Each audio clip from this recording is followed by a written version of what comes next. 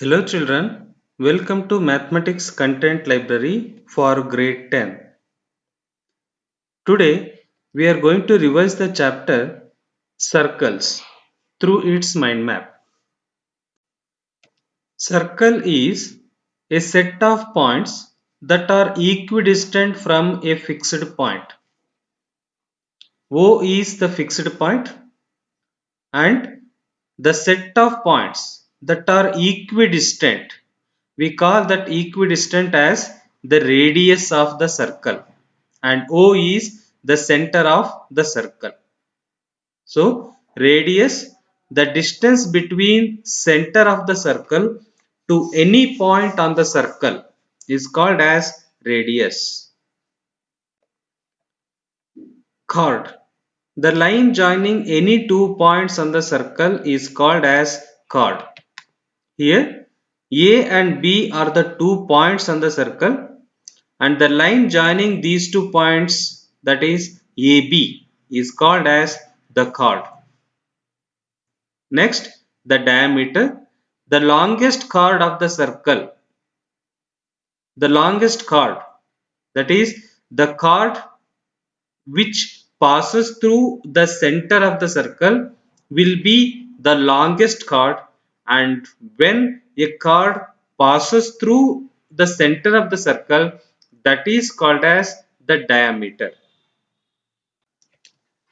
Sector, portion of a circle formed between two radii and an arc, is called as sector. In the figure, you can see that OA and OB are the two radii and AB is the arc. You can see here, this portion of AB is the smaller arc and this portion of the circle is the bigger arc. So the portion of the circle formed by these two radii and the smaller arc is called minor sector, and the bigger arc is called major sector.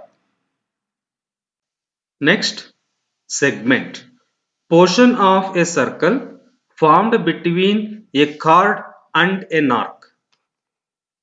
AB is the chord and this is the smaller arc. So the portion of the circle formed by the chord and the smaller arc is called minor segment, and the portion of the circle formed by the chord AB and the major arc is called major segment. Next, tangent, a line that intersects the circle at only one point is called the tangent. You can see here AB is intersecting the circle at only one point C.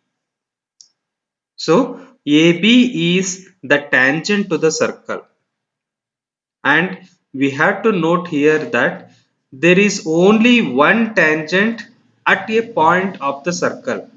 That is, for this point C, there is only one tangent AB. There will be no other tangent that passes through the point C to the circle of the center O. As we have studied that infinite number of points make a circle, there are infinite number of tangents to a circle. Next, secant, a line that intersects the circle at 2 points is called as secant.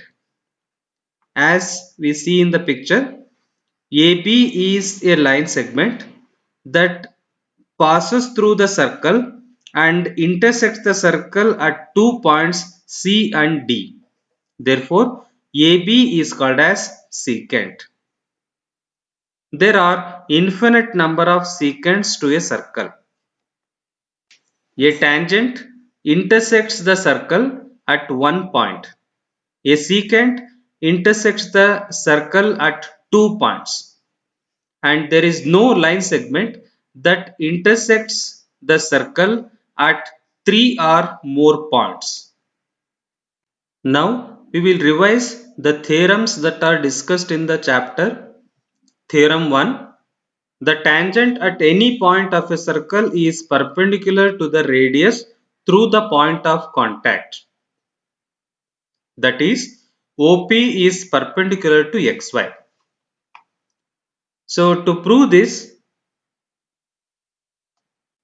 we take the help of Euclid's geometry that is discussed in the grade 9. There we have discussed that for any line segment, among the different lines that are drawn from an external point to that particular line, the perpendicular will be the shortest distance. Okay, so based on that one, we prove that the OP is the shortest distance for the XY line, and this will be the perpendicular. Therefore, OP is perpendicular to XY. Theorem 2. The lengths of tangents drawn from an external point to a circle are equal. That is, PQ is equal to PR. In the picture, we can see that to the circle, there are two tangents drawn from the external point P, PQ and PR.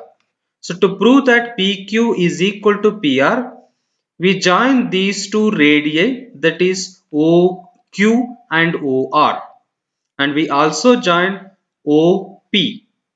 Then we get two triangles OPQ and OPR.